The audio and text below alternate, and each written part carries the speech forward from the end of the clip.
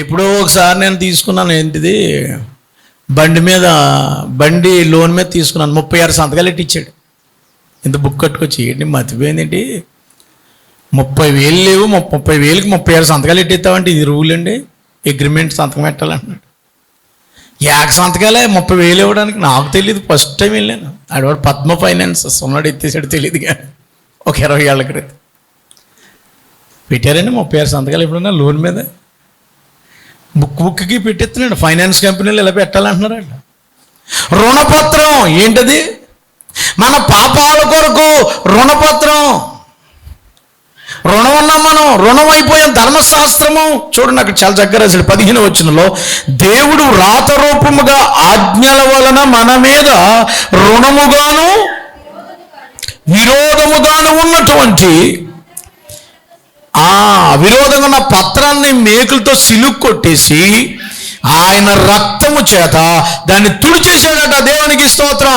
మీ రుణం అంతా కొట్టేసాడండి. దేవునికి స్తోత్రం. కదా మీ కేసు కొట్టేసాడు అంటారు కదా, అలా మీ తప్పులన్నీ కొట్టేశాడు. సిలువులో మీ రుణం కొట్టేసాడండి. అప్పుడెప్పుడో ఆయన కొట్టేశాడు 30 లక్షలు 50 లక్షలు ఏంటి రుణాలు కొట్టేశాడు. ఎవరైనా ఆయన వెళ్ళిపోయిన ఆయన అప్పులన్నీ కొట్టేశాడు. ఇంకెలాగే కొట్టేస్తాడు కానీ 10 కూడా అప్పులు చేశారు. ఆ తర్వాత మళ్ళీ ఎవడు కొట్టలేదు ఇంకెప్పుడు వరకు. దేవునికి స్తోత్రం కలుగుతుంది. రుణాలు కొట్టించుకోవడం. అవును, మన రుణపత్రం ఎలా కొట్టబడిందంటే సిలువ మ్రోల మీద కొట్టబడిందట. ధర్మశాస్త్రం మీద ఆజ్ఞలు రూపంలో వచ్చినటువంటి ఆ రుణాలు ఎన్ని రుణమైపోయాం. మీ రుణం అంటానమ్మా, నీ రుణం అమ్మ, నా రుణం. నీ రుణం ఎలా తీర్చుకోవాలి?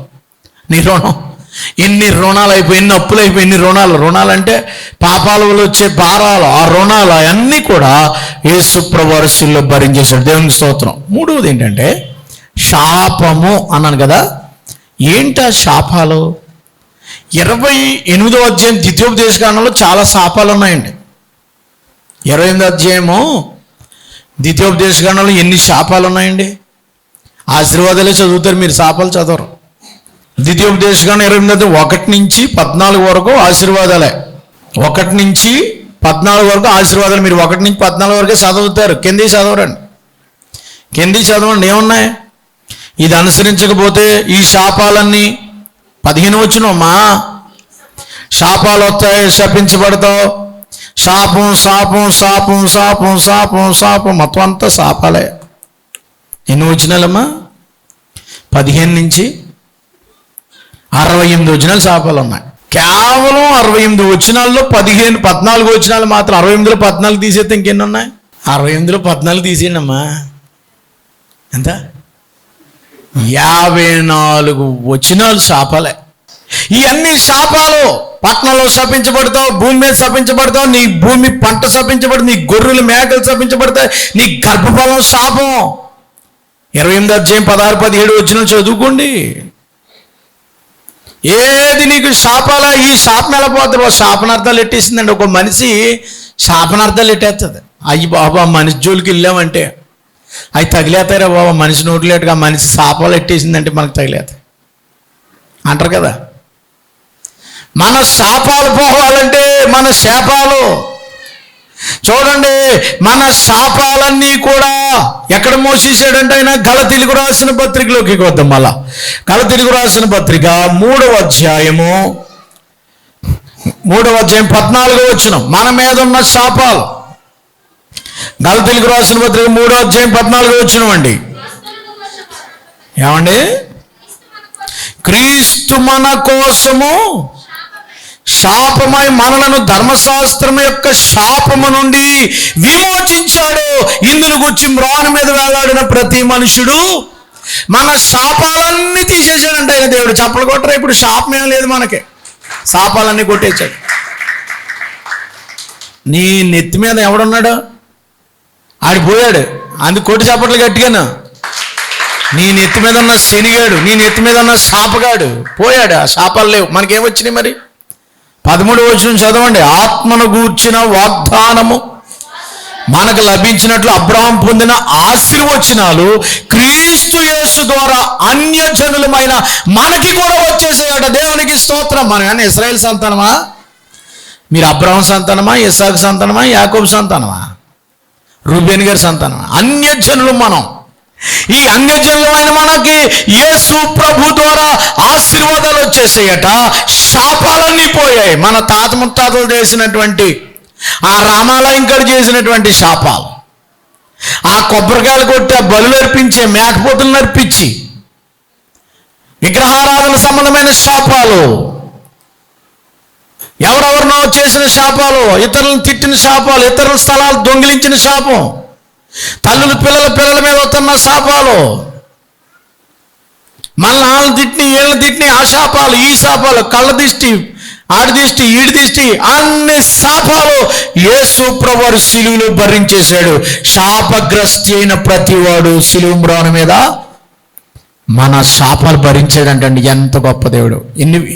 అన్ని భరించేశాడు అన్నాను. ఇది బేర్. మన శాపాలు పోయాయి, మన పాపాలు పోయాయి, మన మీద ఉన్న ధర్మశాస్త్రం భరించలేని బరువులు పోయాయి. Free, you're free. దేవుడు మనల్ని స్వేచ్ఛగా ఆత్మతో ఆరాధించుకునే వాళ్ళే చేశాడు. ఏ బంధకాలు, ఏ బాండేజెస్ లేవు. ఆ రోజుల్లో ఏం చేశాడు తెలుసా మీకు? ఆదివారం ఎవరన్నా ఏదన్నా చేస్తే అది కూడా పాపమే. అంత భయంకరంగా ఉండేది. ఏ పని చేసేవారు కాదు అసలు. దేవుడు అలాంటి వాటి నుండి కూడా దేవుడు మనల్ని విడుదల చేశాడు. దేవునికి స్తోత్రం కలుగును గాక. ఎన్ని చెప్పానండి ఇప్పుడు? దేవుడు ఏం భరించాడు చెప్పండి? మొదటిది ఏం భరించాడు మన గురించి? పాపాలు భరించేశాడు, సిలువు ద్వారా భరించాడు. సిలువుకి ఎందుకు? రెండోది ఏం భరించాడు? ధర్మశాస్త్రంలో వచ్చిన ఆజ్ఞలకు విధి రూపమైన రుణపత్రాన్ని సిలువులో కొట్టేశాడు, అయిపోయింది. మూడవది శాపాలు పోయాయి. ఇంక నేను ఇంకా ఎక్కువ చెప్పడానికి టైం లేదు, అందుకని పరిగెడుతున్నా. ఇంక శాపాలు పోయాయి. ఇంక మీరు ఇంటి ముందు ఏం కట్టకండి. ఏమండి, ఇంత బూడిద గుమ్మడికాయ, ఈడెవడ ముక్కెలా పెట్టుకుని నాలుకెలా ఎట్టుబడి ఆడుతూ కట్టకండి. ఇంకొకరు ఇది తీసి పడేయండి దేవునికి. అది మధ్యలో అవన్నీ మానేశారండి. కంకర్రాళ్ళు మూట కట్టేస్తున్నారు. కంకర్రాళ్ళ ఏముంటాయి అందులో నాకు తెలియదు. పటికి బెల్లమా రోడ్లోకి కనపడుతుంది నాకు. నేను కొమ్మ తీసి కడుతున్నారు ఇంకేంటి. ఆడెవడో బొమ్మ, ఎవడెవడదో బొమ్మ పెట్టేస్తున్నారు. ఆడు బట్టలు లేని బొమ్మ చుట్టూ చీలికడ కట్టాడు ఎవడాడు దొరమ. ఈ మధ్యలో కిమ్గడ్ బొమ్మ పెడుతున్నారు, వీటికి బట్టిలు కూడా. ఎవడో కొరియా అధ్యక్షుడు బొమ్మ. జాగ్రత్త. ఇక ఏ శాపం రాదు, ఏ కన్నుని మీద కొట్టదు. యేసు ప్రభు కను దృష్టి మన మీద ఉన్నది. మన మీద ఉన్న కీడులన్నీ, మన శాపములన్నీ ఆయన భరించేశాడు. అది సిలువ తెచ్చిన శక్తి. సిలువ విలువను ఎరుగుమా, వెలుగు బేటవై మెలగుమా.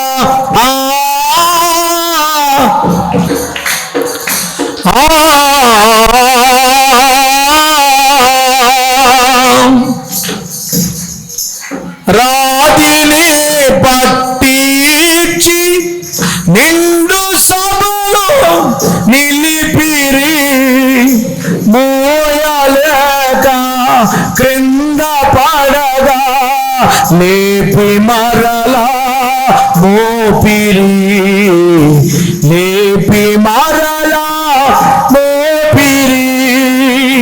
సిలువ విలువను ఎరుగుమా, వెలుగు బిడ్డవై మెలగుమా.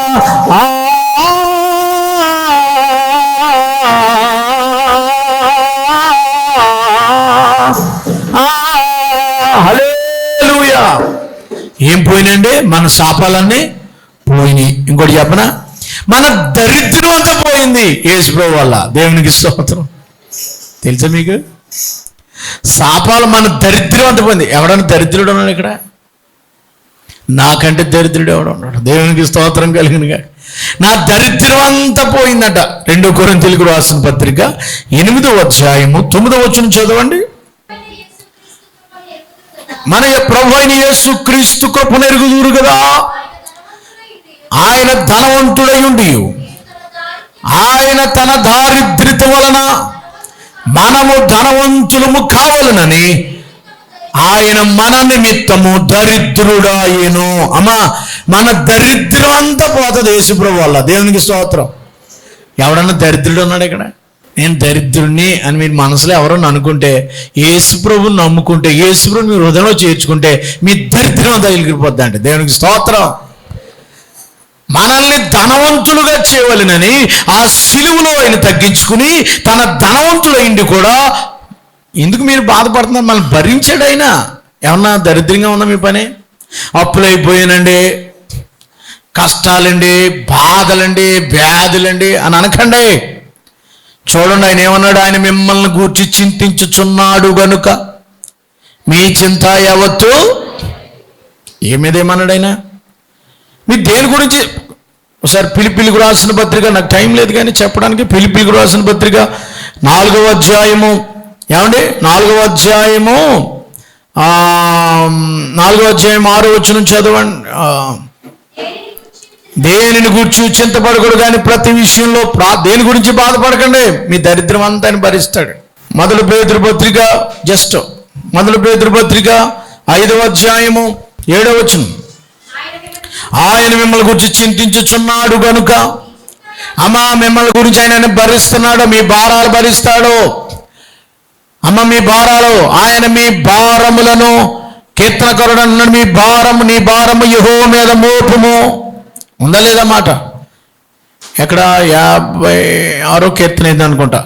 ఆయన మీ భారం ఎవరి మీద మోపాలా? నువ్వే మోసుకుంటానంటే ఎలా కూర్తుంది? మన భారాలు, మన వ్యసనాలు ఆయన భరించాడు. ఆయన మన భారములను భరించుచున్నాడు కనుక మీ భారములు ఆయన మీద మోపండి. చూడండి 68వ కీర్తన చూడండి. 68వ కీర్తన 19వ వచనం. 68వ కీర్తన 19వ వచనం ముగిస్తానండి. 68వ కీర్తన 19వ వచనం. అనుదినము ఆయన మన భారములు భరిస్తున్నాడు. మన భారాలు భరించేవాడు ఆయన. రేపేమి సంభవించిన భయపడకండి. మత్తయి సువార్త 7వ అధ్యాయంలో ఏమి తిందుము, ఏమి త్రాగుదము, ఏమి ధరించుకుందాము అని మీరు బాధపడకండి, చింతింపకుడి. ఆకాశ పక్షులను చూడండి, విత్తవు, కోయవు. అనుదినమైన భారాలను భరిస్తున్నాడు కదా. మత్తయి సువార్తలో చూస్తున్నారు, అది 6వ అధ్యాయం 27వ వచనం. మత్తయి సువార్త, మీలోని ఎవడైనను చింతించుట వలన మూఢుడు ఎక్కువ చేసుకొనగలడా? వస్త్రములను గూర్చి మీరు చింతింపనేలా? అడవి పూలు. అమ్మ వస్త్రాల గురించి ఎవరు చింతపడకండి. బట్టలు లేవు, అందరికి బట్టలు ఉన్నాయి. వాళ్ళకి పట్టు చీరలు ఉన్నాయి, వీళ్ళకేమో షూట్లు ఉన్నాయి. రేపు ఈస్టర్ పండుగ వస్తుంది, బట్టలు కొనుక్కోవాలని ఏం చింతపడకండి. ఆకాశ పక్షులు, పూలు చూడండి ఎంత కలర్ఫుల్గా ఉంటాయండి. పూలు, పుష్పాలకి ఎంతో. ఒకసారి ఆ గార్డెన్కి వెళ్తే, పూల గార్డెన్ ఏదేంటిది ఎగ్జిబిషన్ పెట్టారు. అబ్బాబ్బా, ఆ ఎగ్జిబిషన్కి వెళ్ళి ఆ కడిబ్లంక అంతా తిరిగేస్తే ఎన్ని కలర్స్. వాటిని అలంకరించిన దేవుడు పొద్దున్న చిగురించి సాయంకాలం మాడిపోయి ఈ పుష్పానికే ఇంత కలర్ వస్తే మనకెంత రంగిస్తాడైనా. దేవునికి స్తోత్రం చెప్పండి. ఇప్పుడు బాధపడకండి. అమ్మా ఏమి 31వ వచనం. అల్ప విశ్వాసులారా, ఏమి తిందుమో, ఏమి ధరించుకుందామో అని చింతింపకండి. ఏమి తినాలి, ఏం ధరించుకోవాలని బాధపడుతున్నారేమో. ఆకాశ పక్షులను చూడండి, అవి విత్తవు, వాటికి ఎలా ఇస్తున్నాడో దేవుడు మీకు కూడా. మొదట ఆయన నీతిని, రాజ్యాన్ని వెతకండి. రేపటిని కూర్చుని దాని గురించి చింతపడకండి. రేపు ఏం జరుగుతాయో బాబోయ్, ఎల్లుండి పెళ్ళి ఎలాగో, నేను అయిపోతే ఈ కొంప, లేకపోతే ఇలాగో, నేను లేకపోతే ఇంకేమైపోతే ఏమి. అమ్మ ఉందా లేదా? 34 వచనం చూడండి అందరూ. రేపటిని గురించి చింతింపకుడి, రేపటి దినం దాని సంగతులు చూసుకుంటుంది. ఏ నాటికీడు ఈ ఆళ్ళకి బతికామంతే, అయిపోయింది. రేపటి గురించి మీరు ఆలోచించకండి. ఒకవేళ రేపటి గురించి ఆలోచించి మొత్తం అంతా సంపాదించి కోట్లో పెట్టేసి ఒక లోకమంతా సంపాదించిన పుట్టుకుమని పోతే ఎవరట్టుకెళ్తారు? అయ్యి ఎవరన్నట్టుకెళ్తాడు? తినుము, త్రాగము, సుఖించమని లోట్లు పెట్టేశాడట. అలా చూసుకుంటున్నాడు. సోతుండగా అలా వెళ్ళిపోయాడు.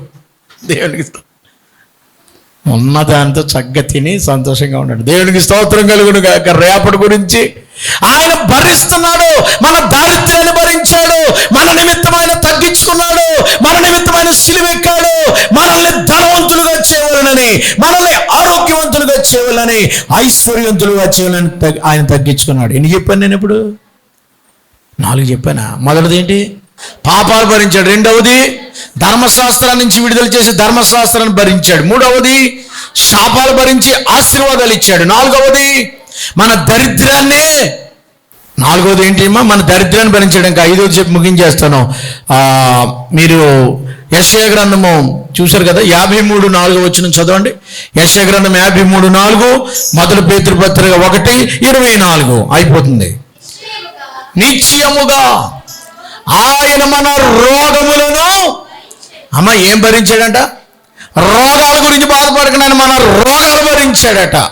మొదటి పేతురు పత్రిక 1:24 చదివారు కదా, ఆ చదివిన కాడి నుంచి మొదలు చదివేశారు. ఆ చదివిన పక్క నుంచి చదవండి. ఆయన మోహన మీద మోసుకునేను, ఆ తర్వాత చదవాలి. ఇప్పుడు ఆయన పొందిన దెబ్బల చేత మనకి స్వస్థత. అవును, హీల్డ్. రోగాల గురించి భయపడుకో. నాకు క్యాన్సర్ వస్తుందేమో, నాకు బీపీ పెరిగిపోతుందేమో, నాకు గ్యాస్ట్రిక్ వస్తుంది, నాకు షుగర్ ఎక్కువైపోయింది, నాకు మోకాళ్ళు తీతలు పట్టుకున్నాయి, ఇంకోటి పట్టుకున్నాయి. ఏం బాధపడకండి, ఏం బాధపడ. మన భారాలు ఎవరు, మన రోగాలు ఎవరు భరించారు? మన రోగములను భరించాడు, రోగములను వహించాడు ఆయన. మన రోగాలను భరించిన దేవుడు, దేవునికి స్తోత్రం. ఆయన పొందిన దెబ్బలు, ఆయన కార్చిన గాయముల చేత మనకేం కలుగుతుందంటమ్మా? స్వస్థత వచ్చేసింది. దేవునికి స్తోత్రం. ఏ స్వస్థత?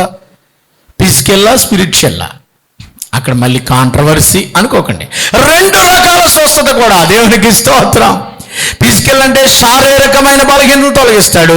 స్పిరిచువల్ అంటే ఆత్మీయ రోగం కూడా ఉంది మనకి. ఆత్మీయ రోగం, ఆత్మక రోగం అంటుకుంది. ఆత్మలో మనం చిరిగిపోయాం, ఆత్మీయంగా బలహీనం అయిపోయాం, ఆత్మీయంగా మనము ఘోర రోగములు కదండి. మన వ్యసనములు అనక్కడ, మన వ్యసనాలైనా భరించాడు. మన వ్యసనాలు, మన ఆత్మకంటుకున్న రోగాలు. ఆత్మకు ఎక్కడో దెబ్బ తగిలింది, ఎక్కడో గాయపరచబడ్డాం. గుండె చెదరని వారిని ఏం చేస్తాడు? నీ గుండెకు మానసిక గాయమైంది, జరగరాని దృశ్యాల మీద జరిగాయి, అటాక్స్ జరిగాయి, ఎన్నో ఇబ్బందులు జరిగాయి. ఆమె ఆ దృశ్యాలు చూసి తనను పాడు చేయడం చూసి ఆమె మానసిక స్థితిని కోల్పోయింది. Sudden attack. ఎక్కడారులోకి వెళ్ళింది ఒక అమ్మాయి సేవ చేయడానికి. తన శరీరాన్ని సమర్పించేసుకుంది. నర్సుగా తన శరీరాన్ని సమర్పించుకుని ఆ ప్రజలందరికీ ఇక నేను పెళ్లి చేసుకోవాలి, పరిశుద్ధంగానే ఉండి ఈ వీళ్ళందరికీ కూడా, ఈ ప్రజలందరికీ కూడా సేవ చేయాలని తన శరీరాన్ని అర్పించేసుకుంది. ఒక రోజున దుండగులు వచ్చి అటాక్ చేసేసారు, ఆయమ్మాయిని రేప్ చేశారు. అప్పుడు ఏడుస్తుంది, నా శరీరాన్ని దేవుడికి ఇచ్చాను, పాడైపోయినప్పుడు హృదయం కలవరం అయిపోయింది. నా యొక్క ప్రమేయం లేకుండా వీళ్ళు చేతులు కట్టి ఇలా పాడు చేశారు. ఈ దుండగులు, ఈ ఆర్ఎస్ఎస్ వాళ్ళు, శివశక్తి వాళ్ళు ఎవరో పట్టుకుని నన్ను ఇలా చేశారని ఏడుస్తుంటుంటే ఆ పక్క ఆవిడ భయపడుకో, బాధపడుకో, అది నీ వల్ల కాలేదు కదా. అవును ప్రియులారా, మానసికంగా వాళ్ళు దెబ్బతిన్నారు. ఈవిడేమందో తెలుసా? పక్కన ఉన్నావిడ, అదేంటక్క నువ్వు బాగానే ఉన్నావు అని అంటే, నీకు తెలిసి 2-3 నేను పాడు చేశారేమో కానీ నాకు మెలుకు వచ్చేటప్పటికి 5-6 నన్ను పాడు చేశారు. అయినా కూడా నా జీవితం, నా హృదయం పరిశుద్ధంగా ఉంది. దేహాన్ని వాళ్ళు పాడు చేశారేమో కానీ మన హృదయాలు ఎప్పుడు పరిశుద్ధమే. దేవునికి స్తోత్రం కలుగును గాక. ముగిస్తున్నాను. మానసికముగా రోగులైన వారిని, శారీరక రోగులైన వారిని, ఆత్మీయ రోగులైన వారిని, ఎలాంటి గాయపడిన వారినైనా ఆదరించడానికి, బలపరచడానికి, సమస్యలైన వారిని ధైర్యపరచడానికి, స్వస్థపరచడానికి ఆయన ఎవరు చెప్పండి? సమర్థుడు. గుండె చెదరిన వారిని బాగు చేయువాడని, వారి గాయములన్నీయు కట్టుచున్నావాడని, దేవునికి స్తోత్రము గానము మనమందరము స్తుతి. హల్లెలూయా. టైం చాలా అయిందండి, ముగిస్తున్నానండి. చివరిది ఒకే ఒక మాట. ఆయన మన రోగాలు భరించాడు, ఇంకొకటి భరించాడు ఆయన. ఏంటి తెలుసా? ఎబ్రిల్కు రాసిన పత్రిక 2వ అధ్యాయం 15వ వచనం చదివి నేను ముగించేస్తానండి. హెబ్రీయులకు రాసిన పత్రిక 2వ అధ్యాయం 15వ వచనం ఏముందమ్మా? కాబట్టి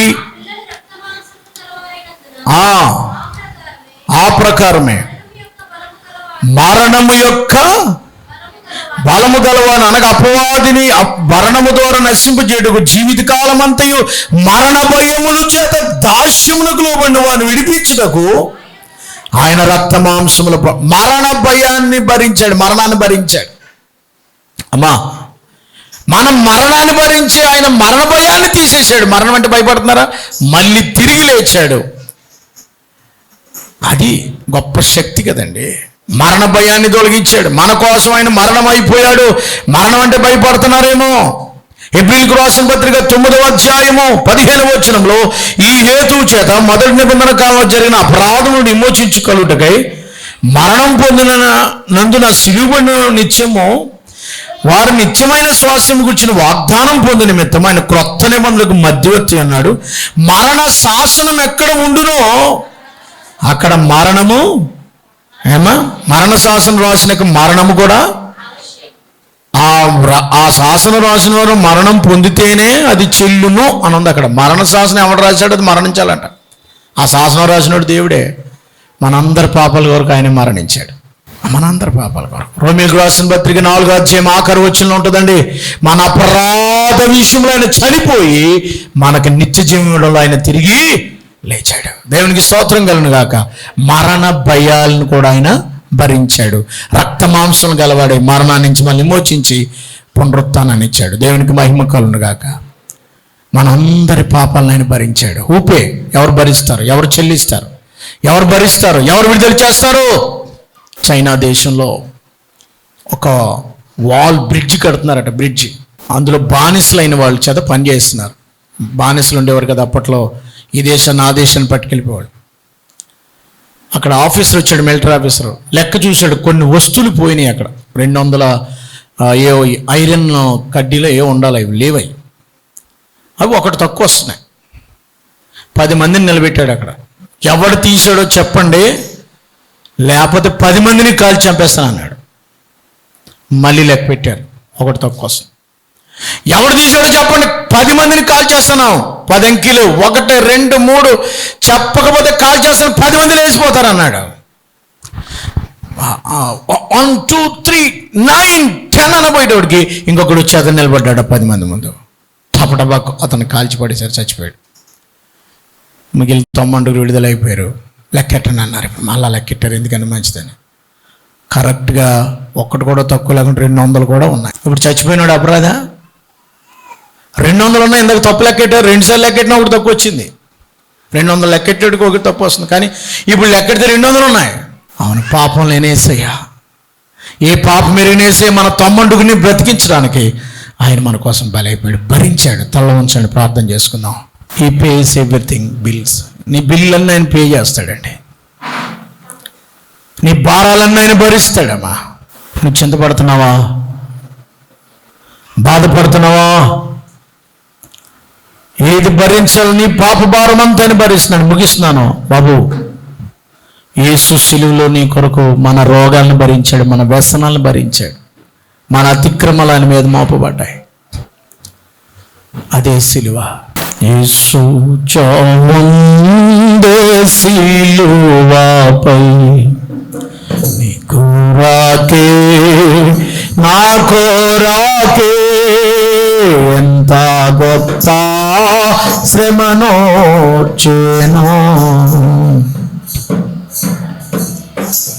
నా కోరాకే నేడే నీ పాపము లోపుకో, నీ పాప దాగులు తోడుచుకో. నేడే నీ పాపము లోపుకో, నీ పాప దాగులు. నీ ఆత్మ తనువులను శుద్ధి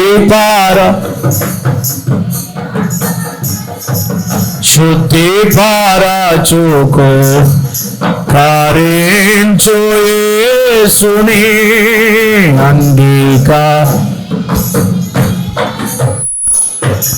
యేసు చావుండే సిలువపై ఈ కోరాకే నా కోరాకే. చిన్న ప్రార్థన చేస్తున్నాను. సిలువ అంటే ఏంటండి? ఎందుకంటే సిలువ ధ్యానాలు మనం భరించాడండి, మన పాపాలు భరించాడు. Is bear everything. మన పాపాలు భరించాడు, మన యొక్క మరణ శాస్త్రాన్ని భరించాడు, మన ధర్మశాస్త్రాన్ని భరించాడు, మన శాపాలు భరించాడు, మన రోగాల్ని భరించాడు, మన దరిద్రాన్ని భరించాడు, మన యొక్క వ్యసనాల్ని భరించాడు, మన యొక్క మరణాన్ని కూడా ఆయన భరించాడు. మనకి జీవాన్ని ఇవ్వబోతున్నాడు. యేసుని ఎంతమంది నమ్ముకుంటారు వాళ్ళందరికీ నిత్య జీవం. బాబు, యేసు ప్రభుని రక్షకుడు అంగీకరిస్తావా? Is pay everything.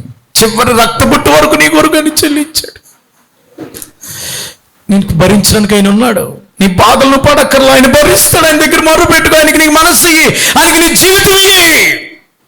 మహాపరిశుద్ధుడు అయిన మా తండ్రి, ఈ సమయంలో మీరు అందించిన వర్తమానాన్ని బట్టి వందనాలు. మా కొరకు సమస్తాన్ని దారపోసి, సమస్తాన్ని చివరి రక్తబొట్టు వరకు కూడా మా కొరకు ఇచ్చేసావు. నీ యవ్వన కాల పరిశుద్ధ రక్తాన్ని నా కొరకు చిందించేసావు. గాయపరచబడ్డావు, దెబ్బలు తిన్నావు, అవమానాలు పొందావు నాయన. ఎందుకు? నేను పొందవలసిన శిక్ష మీరు భరించారు. నా పాప భారాన్ని భరించారు, నా ధర్మశాస్త్ర భారాన్ని భరించారు, నా మీద ఉంచబడిన శాపాలు తీసివేసి మీరు భరించారు నాయన. మా మీద ఉన్న దరిద్రాన్ని తీసేశారు, మా రోగాలు భరించారు, మా మరణాన్ని భరించారు, మాకు మోక్షం ఇచ్చారు. నీకు వందనాలు. విత్తబడిన వాక్యం ఫలింప చేయమని ప్రతి వారి జీవితాన్ని గర్పించుకుని సమస్తాన్ని భరించిన ఆ దేవుని వైపు వారు చూసి, ప్రభా, వారు సమస్త భారాల నుంచి విడుదల పొంది నీ భారం యెహోవా మీద మోపమంటున్నావు. ప్రతి వారు తమ భారాల మీద మోపి తమ పాప భారాల నుంచి విడుదల పొంది రక్షణ పొంది స్వస్థత పొందినట్లుగా చేయమని యేసు ప్రభువారి పేరట వేడుకొనుచున్నాము తండ్రి. ఆమేన్.